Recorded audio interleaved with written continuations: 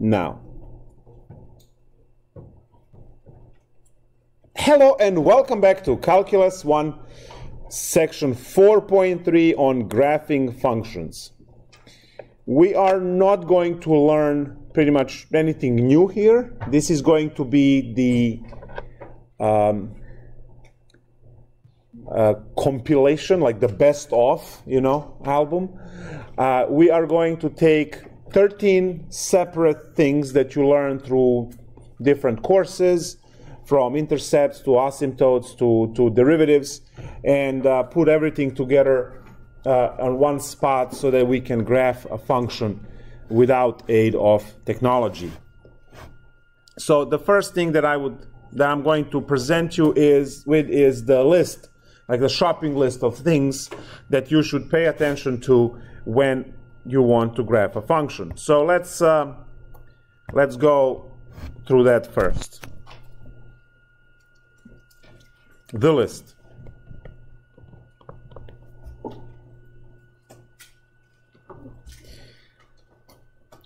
Number one, domain.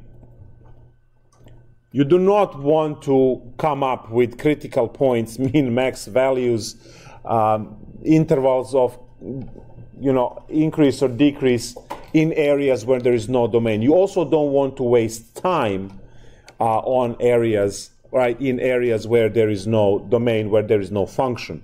So domain will cut that short. You know that last class we dealt with that ln problem. ln problem only deals with positive numbers. So we did get, I think, critical number or something to be -1. We just throw that in the garbage because it was not in a domain. So we didn't have to worry about partitioning. We didn't have to worry about whether it's a min or a max because it's not in a domain. So number one, domain. Number two and number three together, so let's call just number two. I told you 13 different calculations. We're going to have less bullet points than 13, because over here I'm just going to combine x and y intercepts. Right, so this is something that you learned from algebra. For x-intercept you set y equal to 0, for y-intercept you set x equal to 0, and you compute. Number three is going to be related to asymptotes. So we have three types of asymptotes: vertical asymptote, horizontal asymptote, and slant asymptote. So vahasa, right? Slant asymptote occur only if you have division of two polynomials when the numerator had the exponent greater than 1, right? That's the only case. If you immediately see exponential, logarithmic, trigonometric, they cannot have slant asymptotes. So just, immediately avoid that. We are actually up to 6 different calculations so far, right? These are 6 different calculations. Now we are at the place where we get the first and second derivatives. So get f prime and f double prime. So these derivatives will help us with number 5, first derivative test. And now the first derivative test is going to give us what? Increase, decrease, min, and max. That's 4 things right there on a pile, right? Number 6 is the second derivative test, which is going to give us concave up, concave down, inflection points. That's 3 things on the pile. Number 7, I'm going to say additional points.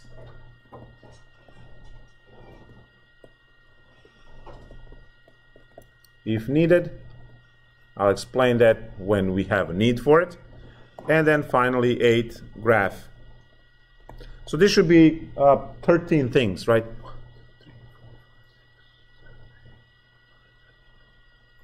It's more than 13. Hold on. 1, 2, 3, 4. Oh no, this is one calculation. Okay. So 1, 2, 3, 4, 5, 6, 7, 8, 9, 10, 11, 12, 13. Yes, 13. Good. So there are 13 calculations on this list. You have 2, 4, 6, 9, 11, 12, and if you need additional points, 13. That's that. Now let's use this list on something simple that we already know, and go from there. So how about graph y equals x cubed minus x? Let's say that's something that we want to graph. So we'll start with the domain, which is all real numbers, or you can write negative infinity to positive infinity, whatever. Double bar R is all real numbers, so one or the other, don't write both. Number 2, we have x-intercept. Well, I'm going to set y equal to 0, and when I solve this, I factor out x, I get x squared minus 1, I get x equal to 0, x equals to negative 1, x equals to positive 1, so I have 3 x-intercepts. And for the y-intercept, we set x equal to 0. So y is f of 0, which is 0 cubed minus 0, which is 0. So we have 0, 0 for the y-intercept. So we have these 4 points, well, 3 points actually, because it's the same, right? This point is the same point here. Great. All asymptotes. Number 3, asymptotes.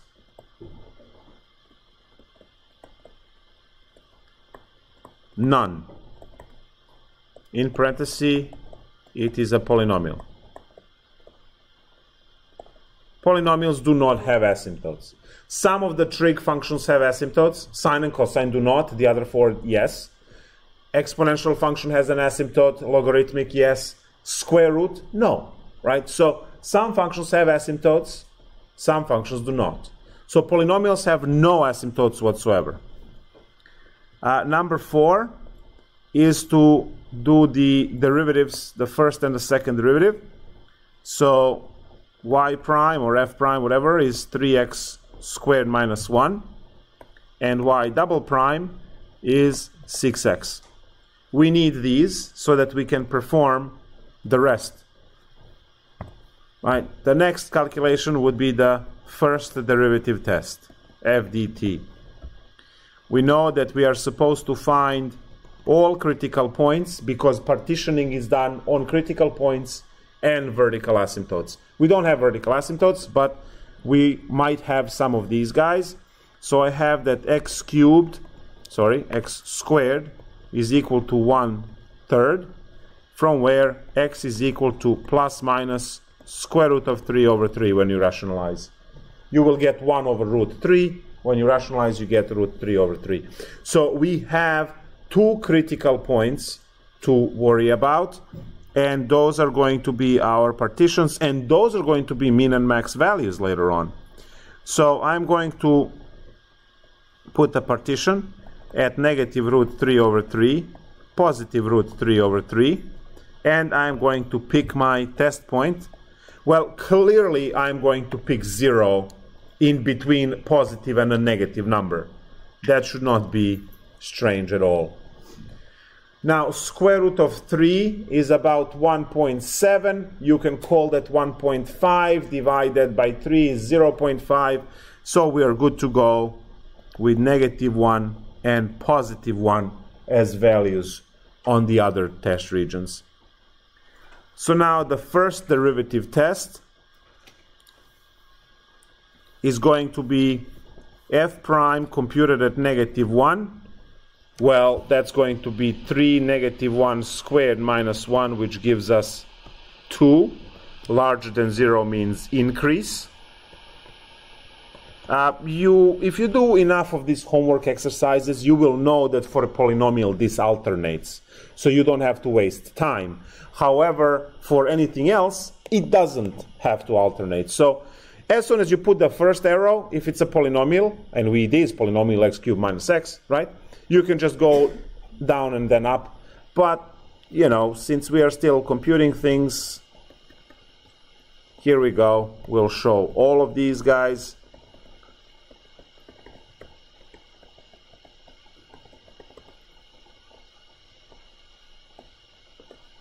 and I have increase, decrease, increase.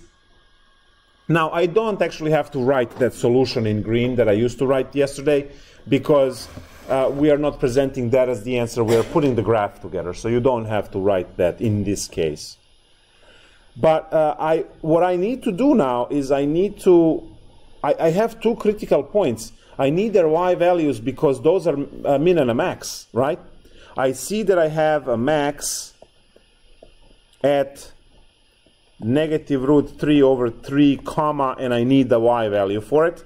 And I see that I have a min at positive root 3 over 3, comma, and then I need the y value. So I know that, so I have to find these y values, and you will find that by plugging your numbers into original function. So I need to find f of negative root 3 over 3.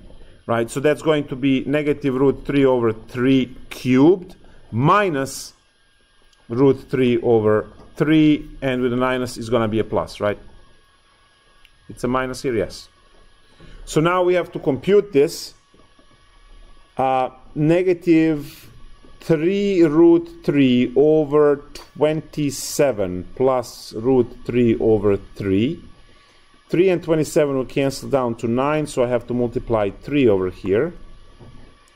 And I have negative root 3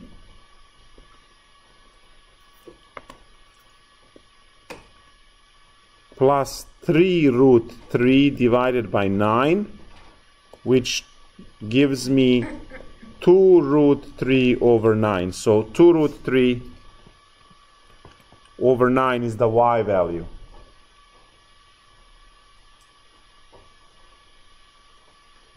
And now if you are calculating the other one will be a positive.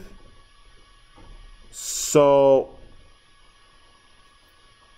I'm just going to change this into a positive over here. This will be a minus sign. So now I have a negative, and that's going to be minus, so negative 2 root 3 over 9. Perfect. So I have my min and my max values. I have increase, decrease intervals. I have no asymptotes, but we did that, and intercepts. The next one is the bullet point 6 for second derivative test. Second derivative is 6x. So we start by setting 6x equal to 0 to find inflection points, which is x is equal to 0. And to find the y component for that, it's going to be 0 cubed minus 0, which is 0. So 0, 0 is inflection point. Second derivative test, we are going to partition on 0. We do not have any vertical asymptotes, so partitioning is only done on the inflection point in this case. Now I have second derivative computed at negative 1, which is 6 times negative 1, which is negative 6, which is less than 0, which is concave down. The second one is positive 6, which is concave up. Alright, so I'll say number 7 skip, and I'll put in parentheses explanation. We have enough info. Now I will clearly delete that, right? And calculate extra points if I see that what we have on the list is not sufficient. So, it's good to write this immediately. And then if it turns out that you actually need extra stuff, well, then just kill that statement and calculate extra points. That's simple, right? All right. It's time to graph. Rule number 1 in engineering is draw big. If you do this, it's not gonna work. All right? So we are going to draw large XY plane, and I'm going to label, use 2 squares as a unit to put tick marks.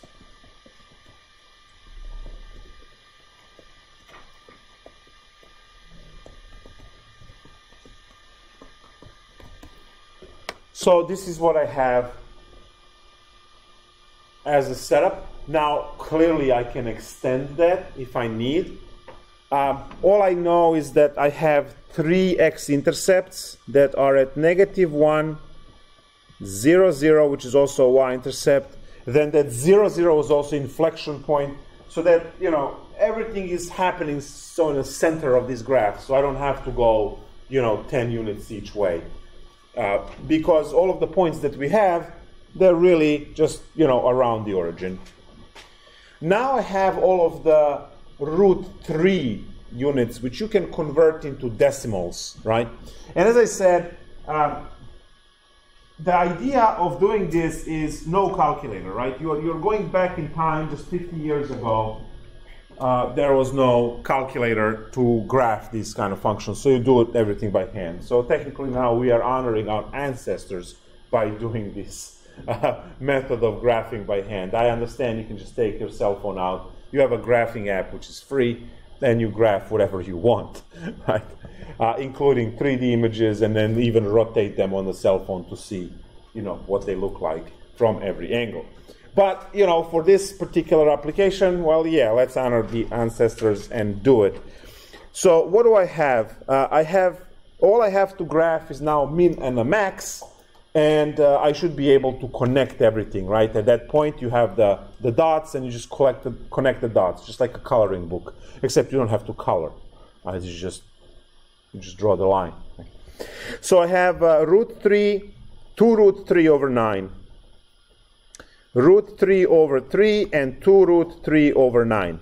Now it depends on how precise you want to be. You see, √3 is about 1.72, right? But you can call that 1.5 because you are 20 cents away, all right? And then when you divide it by 3 is about 0.5. So 0.5 and a little bit, right? So since I'm using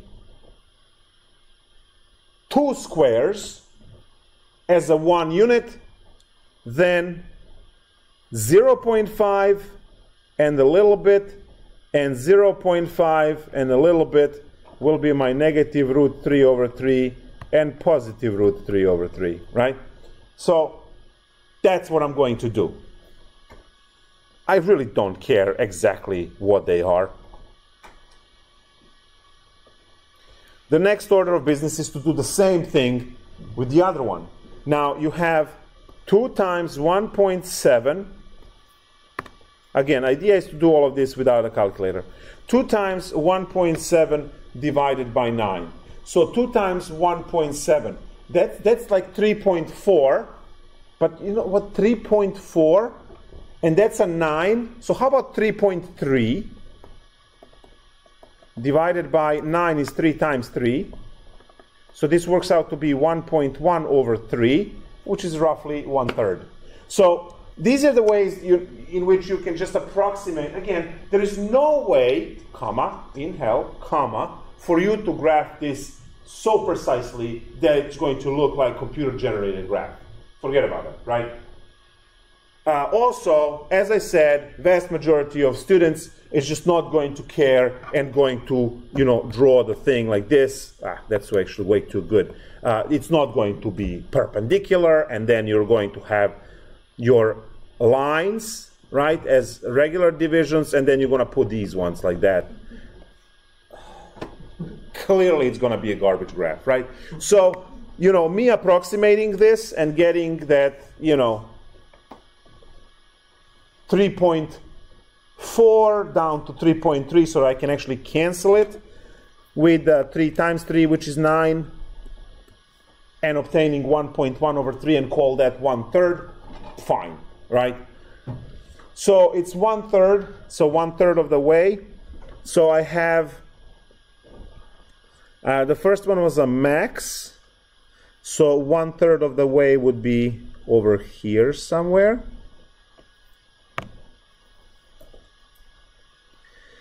And on the minimum side, I have to erase this, over here somewhere. Great. So I hope you see what is going to happen here, right? It's going to look like a sine function pushing through, right? It's going to go from below, go to the first point, hit the maximum, bend into the 0, 0, cross 0, 0, hit the minimum point, bounce up, and then shoot straight forever to infinity. But we can also look at our increase and decrease, right? So we have a function being increasing, and then being decreasing, and then being increasing afterwards. All of the calculations that we have are going to match this line. And if you are not sure which way the line goes, well, just take a look at the increase-decrease portions. So we see that the function is increasing up to the max, it's decreasing afterwards, and then it's increasing from a min on. We also see that it's concave down, right? Look at your second derivative test. Concave down before 0, concave up after 0, and the change in concavity, which we call inflection point, happens at 0. Yay, everything matches.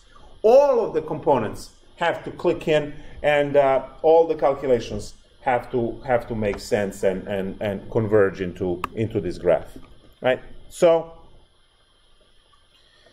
this is something that would be deemed as a very basic example, and you see that, you know, even with a basic example, it takes forever to do this because you have 13 calculations to grind through, right? So this section, right, your homework and stuff, obviously, is going to take a long time. These problems are good for killing time, developing carpal tunnel, and, you know, things like that. So it's good.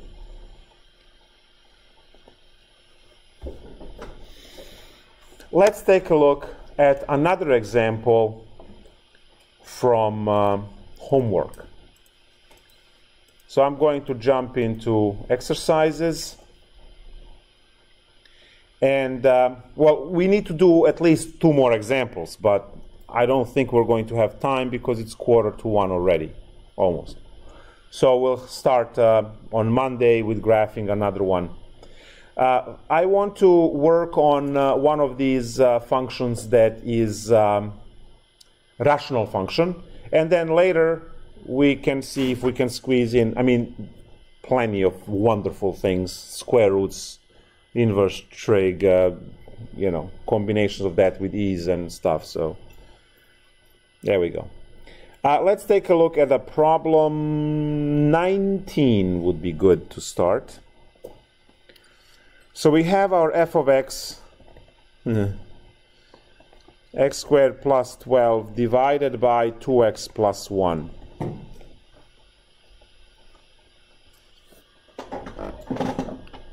We'll start with the first bullet point, which is domain. And we see that domain is all real numbers except -1/2, right? When you set 2x plus 1 equal to 0, you get that x is equal to -1/2. So domain is -infinity to -1/2 union -1/2 to positive infinity. We have to kick this -1/2 out of the domain.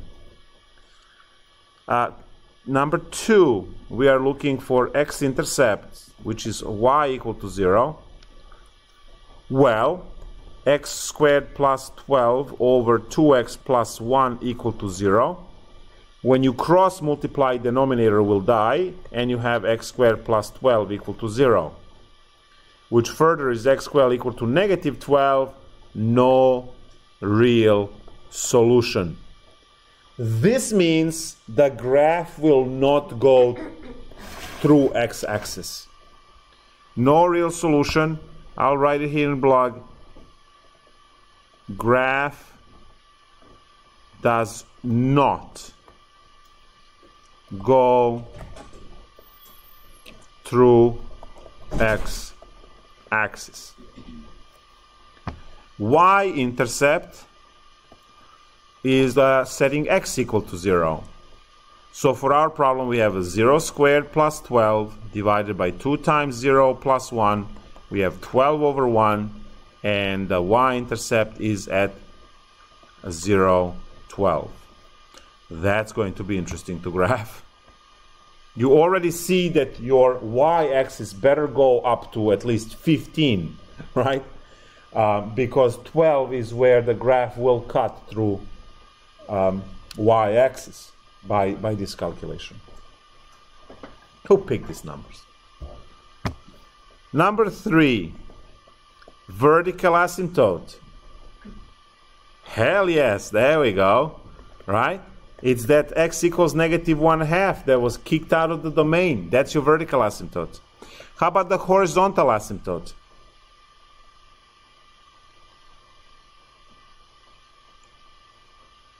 You can use pre-calculus, you can use calculus. Just say. If we have one, where? If we don't have one, we'll say no.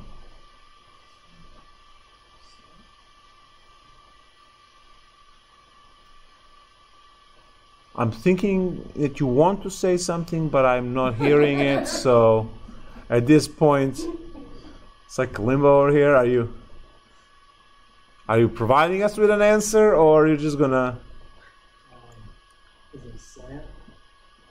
Great, there is a slant asymptote. And slant asymptote and horizontal asymptotes are mutually exclusive, which means you have one, you can't have the other. So, nope. There is no horizontal asymptote. Now, you can also use the limit going to infinity. You will get infinity. So, right, limit of x squared plus 12 divided by 2x plus 1 as x goes to infinity is equal to infinity, so not finite. If you want the calculus way, if you want a pre-calculus way, well, we know that if the derivative, if the exponent on top is bigger than exponent on the bottom, then no horizontal asymptote. So there are those two ways to figure that out.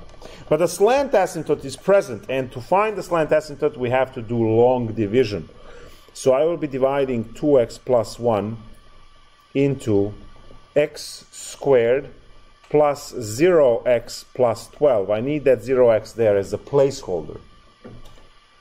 All right, so now 2x goes into x squared times 1/2 x times. When you multiply back, you get x squared plus 1/2 x, and then you subtract.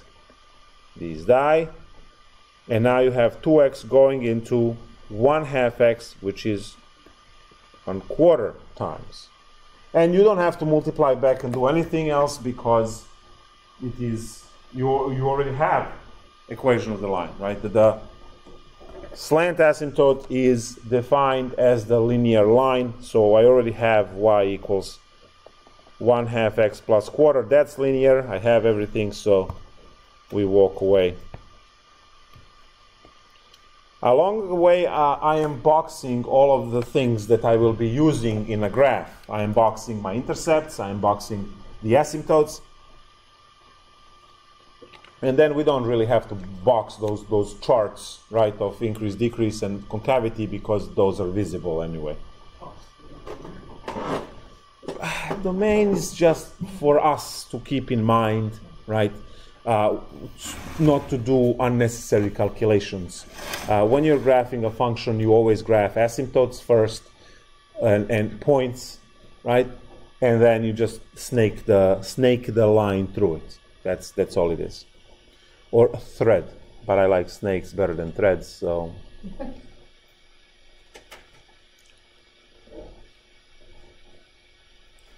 All right. Number 4 would be, if you look at the list, to find the first and the second derivative, right? So find the first and second derivative, and then you do first derivative test, second derivative test. So we're done. All right, so yeah. We need to find the derivative. Pick your poison. You have three options for this one, right? You can do the chain rule, right, with the product rule. You can do the quotient rule, or you can do implicit differentiation. So whatever makes you smile. And since this is calculus class, you should be smiling all the time.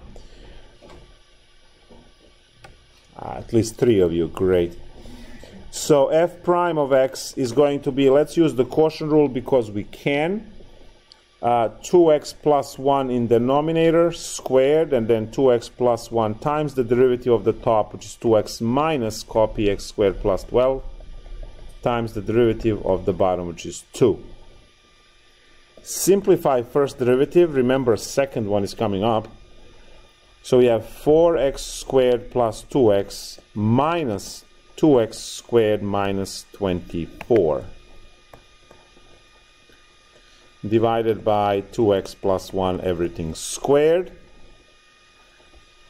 What I have for the first derivative is, oh, I can factor 2.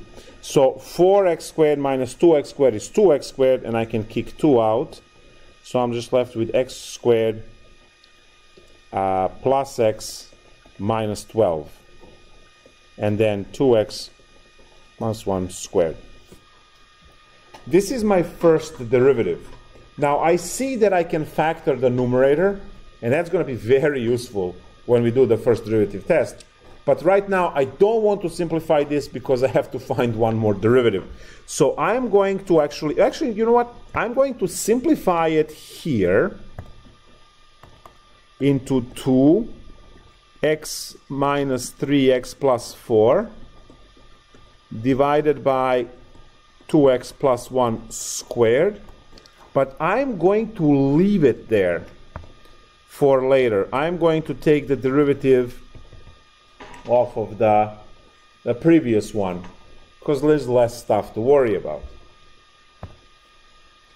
So f double prime of x is going to be the derivative. Now you copy 2, that's the constant. Denominator becomes 2x plus 1 to the 4th, and then I put 2x plus 1 squared times derivative of the top, which is 2x plus 1,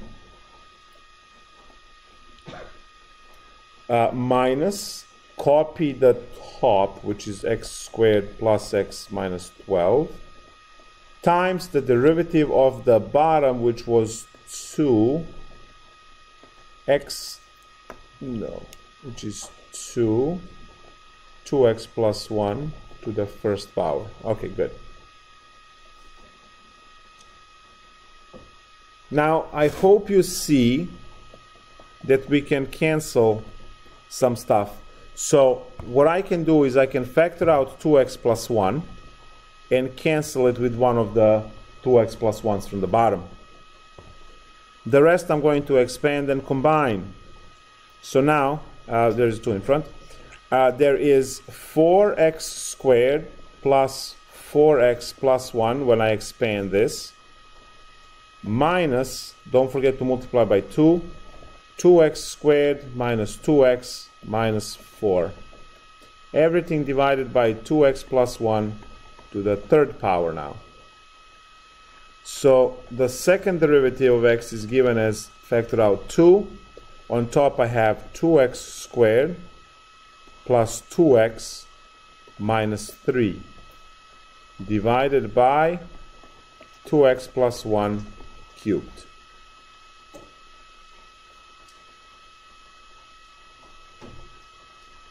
And this is our second derivative.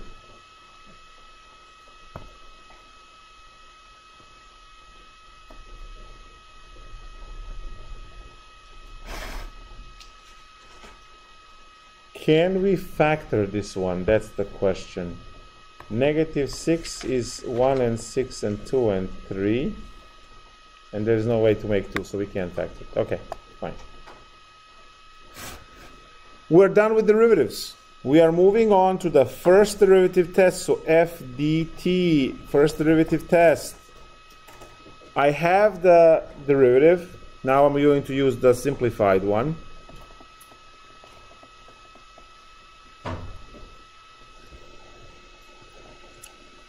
over 2x plus 1 squared.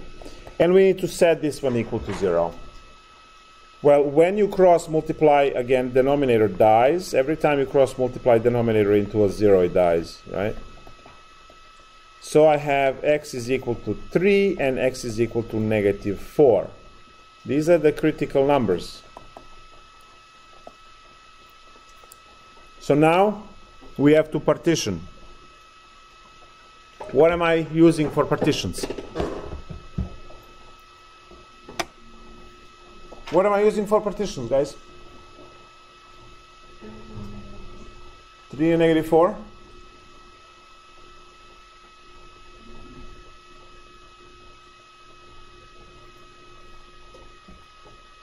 Yes, keep talking.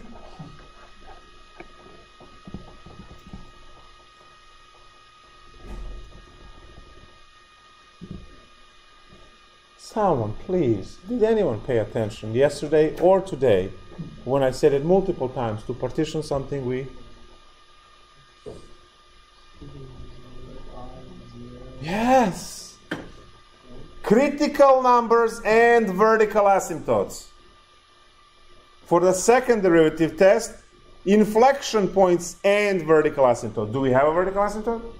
Yeah, no, you don't have it, right?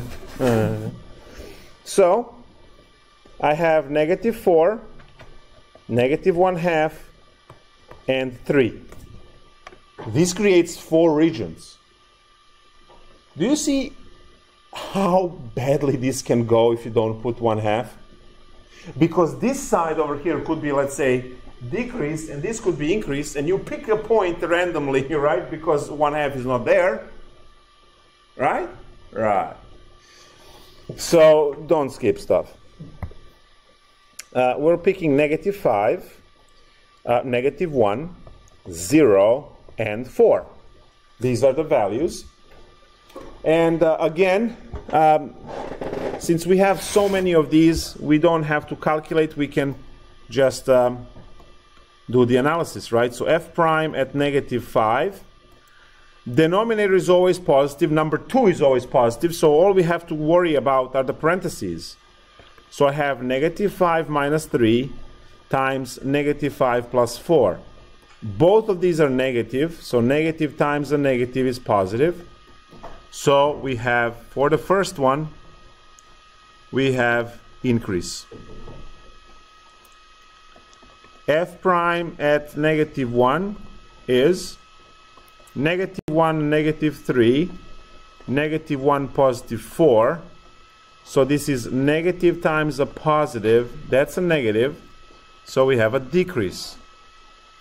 Ooh, there is a max at negative 4. Yay, that's free. Next one, f prime of 0. F prime of 0 is going to be 0 minus 3, 0 plus 4, and we have, again, less than 0. And f prime at 4 is going to be 4 minus 3, 4 plus 4, and it's going to give me a positive times a positive, which is larger than 0, which is positive. You see, they don't alternate, right? All the time. So now we have a minimum. Easy. We have a minimum at 3. So I want to know those values, right?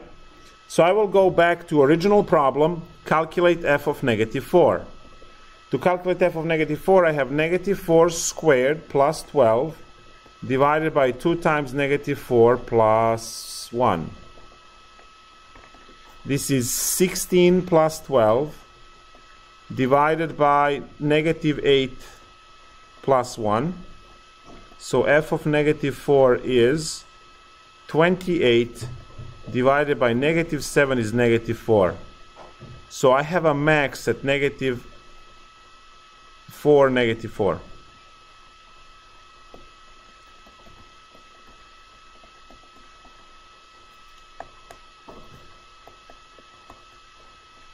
And I also have to compute f of 3 because that's the other critical value. So that's going to be 3 squared plus 12 divided by 2 times 3 plus 1. Well, 3 squared is 9, so this is 21 divided by 7, which is 3. So I have, oh, look at that. I have a min at 3, 3. So I have a max value here and the min value here. We can see the increase and decrease from the chart. Next bullet point, number 6, second derivative test. Are you tired yet? Good. It's building stamina and character. So now we have this thing 2 times the derivative is 2x squared plus 2x minus 3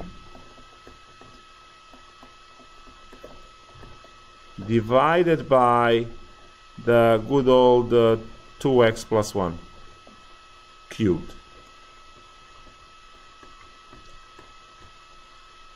So this is our problem that we need to set equal to 0. Before I set this equal to 0, can I factor this? Right? Can I factor this? So let me see on a side. Oh, I tried already, right? Yeah, I did. Can factor. Okay, good. So now this is equal to 0. Cross multiply, denominator dies. So I have only to worry about 2 times 2x plus 2x minus 3 equal to 0. Divide both sides by 2. Don't distribute 2 and then you have larger numbers to work with. Divide both sides by 2 and 0 divided by 2 is still 0, so it just dies, right? So all I need to solve now is 2x squared plus 2x minus 3 equal to 0. And that is actually scary because you can't factor, right? And polynomials, they're not too good on looking for zeros. Quadratic formula. I know you love it. Negative b plus minus square root of b squared minus 4 times a times c divided by 2a. Obviously, if I get complex numbers, I just don't care about it. Negative 2 plus minus, this is going to be 3. Negative 3 times negative 4 is positive 12, 24, and 7. So 24 and 28. Square root of 28 divided by 4. Now 28 could be written as 4 times 7, and square root of 4 goes out.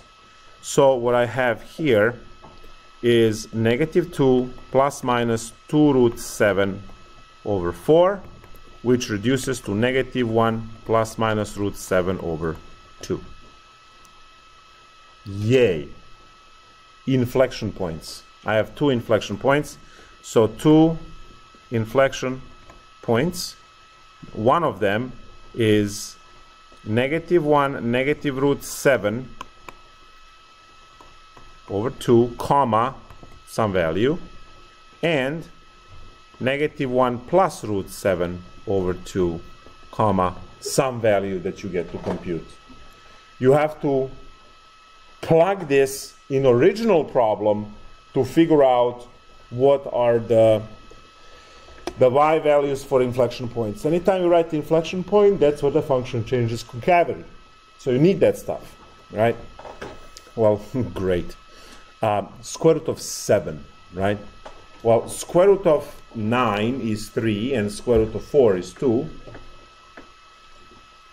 So this is definitely 2 point something. So let's call it about 2.6.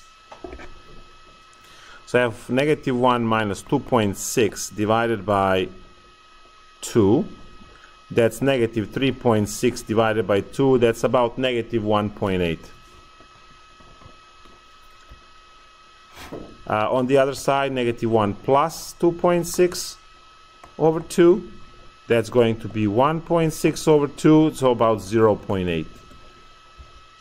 Those are just rough estimates, as I said. All right, perfect. So we got that, or you can use calculator, whatever.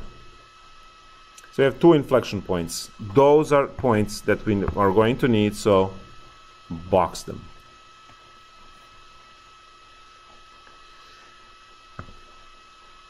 Well, we can do our second derivative test finally, right? These problems are so long, by the time you get something, you forget what you were looking for, right? I was looking for inflection points so that I can partition, right? So this is awesome. No one, really? No. Thanks for letting me hang there. So what were the x values here? We have about 2.6, negative 3.6, so... Oh, wait. No one caught these mistakes. I just did. This simplified is about 1.8, and this simplified is about 0.8. Those are not the y values. You have to plug these into original function to figure out what the value is. So an original function is you have to square it plus 12. So let's have fun with that. No one is leaving today, apparently. We are going to stay here till 10:15. I have to find someone to proctor my calculus test tonight.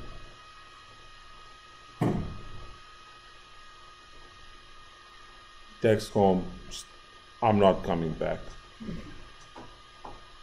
Give it some hour and then say today. Divided by 2 times x, 3.6, 4.6. So it's roughly 3.3. That's roughly. And then the second one, 0.8 squared plus 12 divided by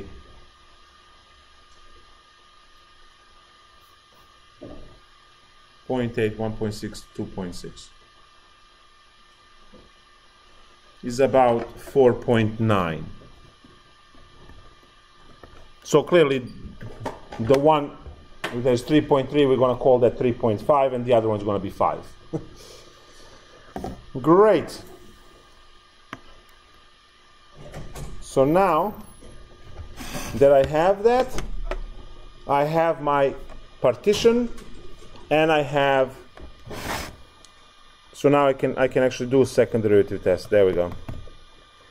So what are my points? I have 0.8, negative 1.8, and I have, was it a negative half on the asymptotes? Negative 1/2? Yes, negative 1/2. So negative 1.8, negative 1/2, and positive 0.8, right? So these are the numbers. And it's very easy to pick numbers around these, right? So you have a negative 2. Over here you have negative 1. Over here you have 0 between negative and positive number. And then you have 1. Yay! We picked the simple numbers, right? To do the derivative. We don't have to drag root 3 or root 7. All right, so what do I have? Second derivative computed at negative 2. Well, bad news, guys. We have to compute. We have to compute all the way. Well, feel blessed that you don't have to do it with root 7, right? But look, your denominator has a third exponent, right? Exponent is 3. That means if this is negative, negative survives. If it's positive, positive survives. So we can't make the claim like we made claim for a square. It's always positive. We don't care what the number is, right? So we have to worry about that. Also on top, nothing is factored, nothing is easy. So we actually have to plug this in. Now, if you have graphing calculator TI-8384, or if you have the right technology, not your garbage iPhones, but if you have the, the good Droid-based phones, you can put the app of the calculator on it, and then you can calculate from there. So that's exactly what I'm going to do, because I don't want to run this 15,000 times. Now I'm going to ignore 2, because that's positive, and that will not change the sign. We only impacted the sign. So we are going to calculate that the number for this is whatever, and then times 2 will not change it in terms of making it positive or negative.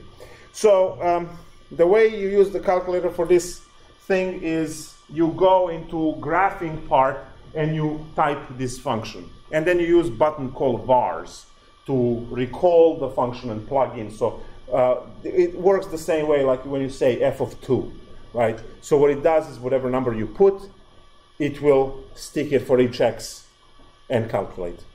So what I'm going to do is I'm going to open parenthesis, type in 2x squared plus 2x minus 3, close parenthesis, divided by open parenthesis 2x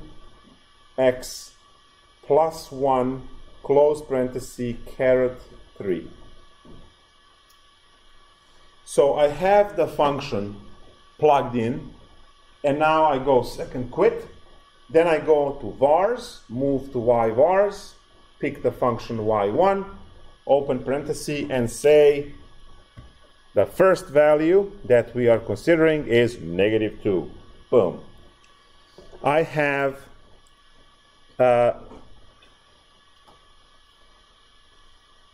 so over here I'll just say calculator, and I have less than 0.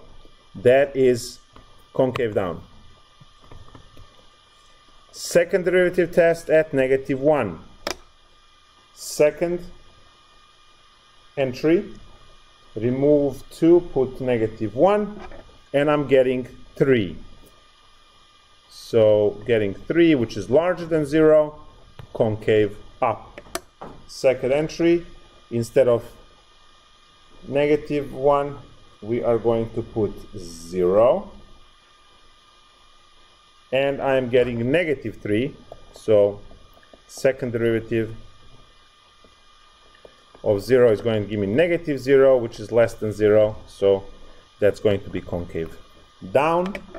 And finally, the last one is at 1, so second entry at 1 is positive number, so second derivative computed at 1 is going to be larger than 0, and we have concave up. Perfect. No coffee. So now we have all it's left is for us to graph the function. And the way I'm going to do that, well, first of all, remember, you go back and look at all of your points. I think one of those was 12 on y, right? Yeah. Our y-intercept is 0, 12. So I'm going to create a graph that goes all the way up to 15.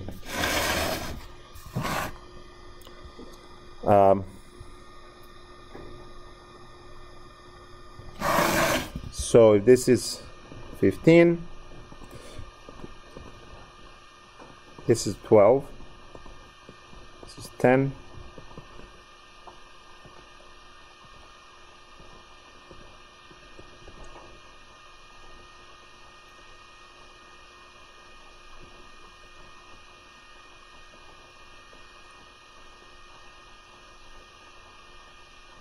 and finally x-axis here. So that's that. Now what else do I have that I have to graph? So we'll first take care of all the points and asymptotes. -1/2 on asymptote and then the other asymptote. -1/2, really?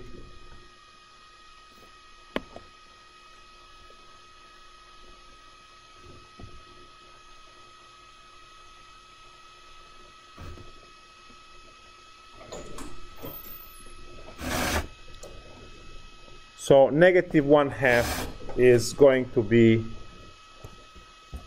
here.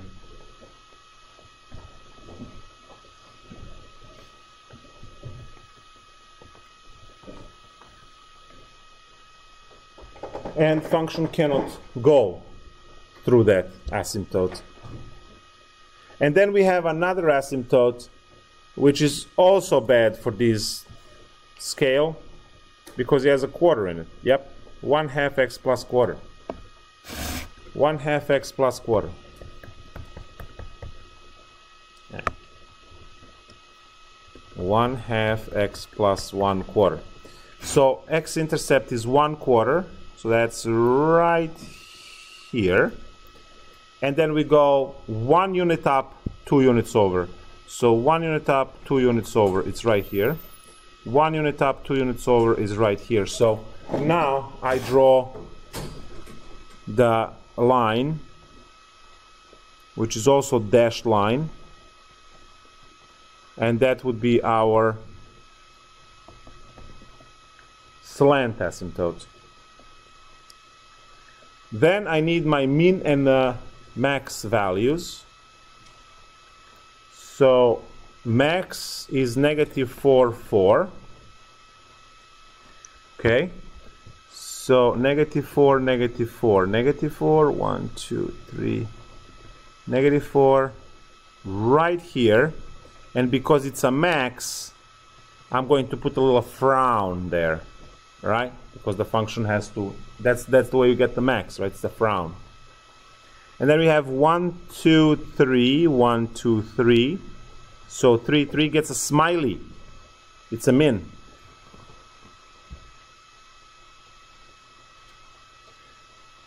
We have no x-intercepts. But we're technically done, guys. I hope you see that we are, we just need to connect these points. I have the minimum that has to hit the 12 and then has to follow the asymptote. So the minimum is going to go up, hit the 12, pass and follow asymptote forever. And it's going to follow asymptote on the other side. So it's like this weird backwards check mark or whatever you want to call it. That's what it is.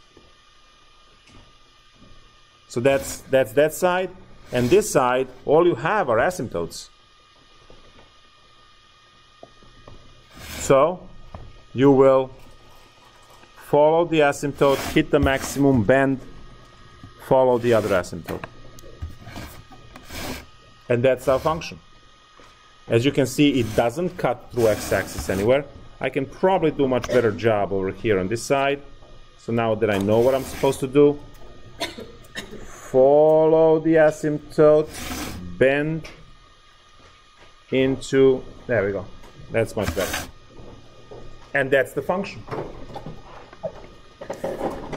On Monday, I will work out 1 or 2 more examples regarding like ELN trig or something, so you have more examples, but you should definitely work on homework. Nothing that few hours of study time can accomplish. See you all Monday. I will bring exams on Monday, so you're either here to pick them up or you're not here to pick them up.